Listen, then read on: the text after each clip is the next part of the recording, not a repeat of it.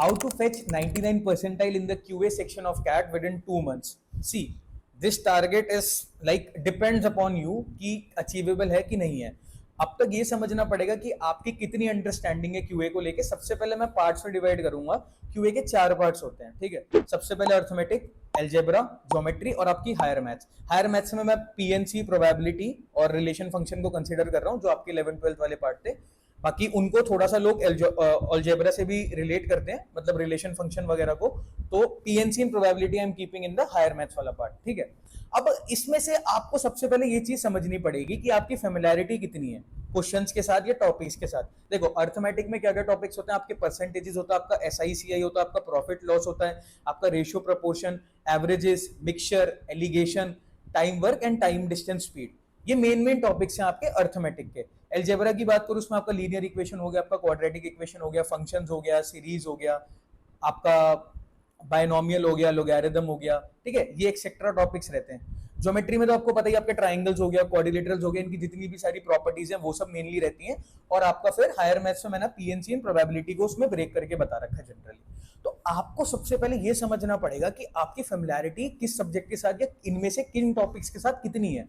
C, I have seen generally लोग arithmetic और algebra, तो अर्थमेटिक तो जनरली लोग मतलब फेस कर लेते हैं जिन लोगों ने तैयारी करी होती है कैट के लिए, या टीचर्स भी उनको रिकमेंड करते हैं कि अर्थमेटिक काफी ज्यादा हाई स्कोरिंग होती है. और बात सच भी है, क्योंकि अर्थमेटिक क्या है, बेसिकली एप्लीकेटिव बेस्ड चीज है. उसमें आपको बहुत ज्यादा आउट ऑफ द बॉक्स नहीं सोचना होता. आपके पास सारी चीजें गिवन होती है. आपको एक थॉट प्रोसेस जो भी आपके टीचर्स ने डेवलप कराया होता है आपके पास होता है. उसके बेसिस पर आपको क्वेश्चंस आंसर करने होते हैं.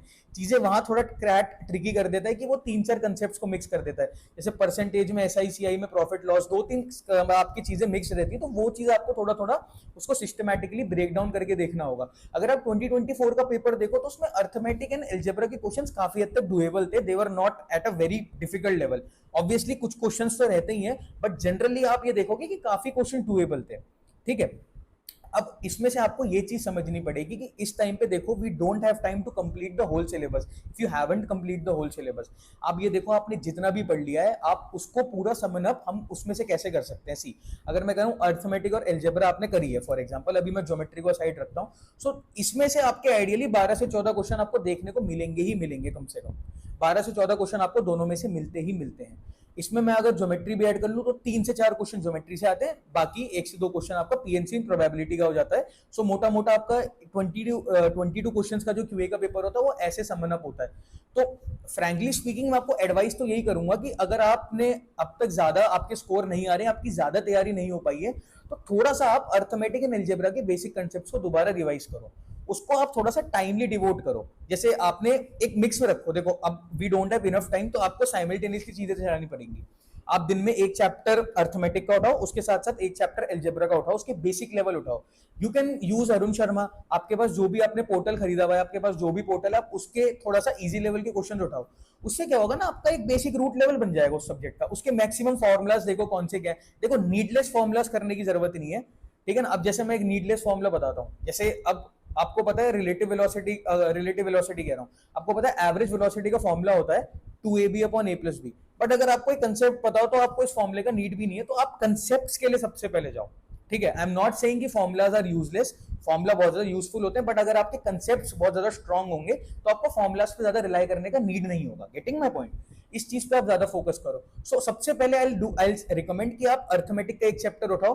अब उसमें से भी थोड़ा थोड़ा मैं आपको मेन बताता हूँ. देखो, टाइम वर्क काफी ज्यादा मेन है, time distance and time speed and distance काफी ज्यादा मेन है, परसेंटेजेस काफी ज्यादा मेन है आपका, फिर प्रॉफिट एंड लॉस काफी ज्यादा मेन है, ठीक है ना. फिर एवरेजेस हो गया, और आपका थोड़ा सा रेशियो प्रपोर्शन और ये मिक्सचर एलिगेशन, ठीक है ना. तो ये थोड़ा सा एक ऑर्डर ऑफ वो था कि किस बेसिस में कौन सी चीज आपको प्रायोरिटी पे रखनी है. एल्जेब्रा में आई वाज सेइंग कि आपके फंक्शंस हो गए, आपके लोगैरिथम्स हो गए, ठीक है ना. उसके साथ साथ आपकी सीरीज हो गई. यार ये 3 तो बहुत ज्यादा फोरमोस्ट इंपॉर्टेंट टॉपिक्स है जो आप स्किप नहीं कर सकते हो. इनको थोड़ा सा आप देख लो. पहले इनके बेसिक कंसेप्ट देख लो. देखो, फंक्शन से बेसिकली ग्राफ होते हैं, ठीक है ना. आपका एक लीनियर फंक्शन होगा, फिर क्वाड्रेटिक होगा, फिर क्यूबिक होगा, फिर देर आर स्पेशल फंक्शंस. उसमें मॉड्यूलस सबसे ज्यादा इंपॉर्टेंट है, ग्रेटेस्ट इंटीजर फंक्शन सबसे ज्यादा इंपॉर्टेंट है.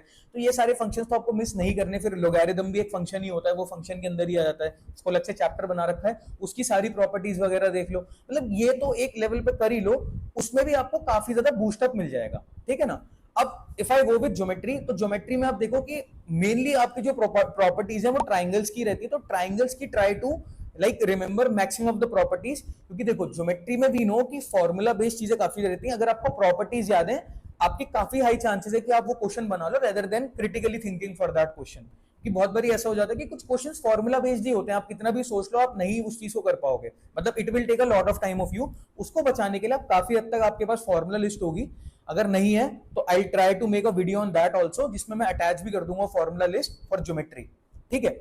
तो उस चीज पे आप फोकस करो। अब कमिंग ऑन हायर मैथ्स, देखो परमुटेशन, कॉम्बिनेशन, प्रोबेबिलिटी दोनों ना एप्लीकेटिव चैप्टर्स हैं।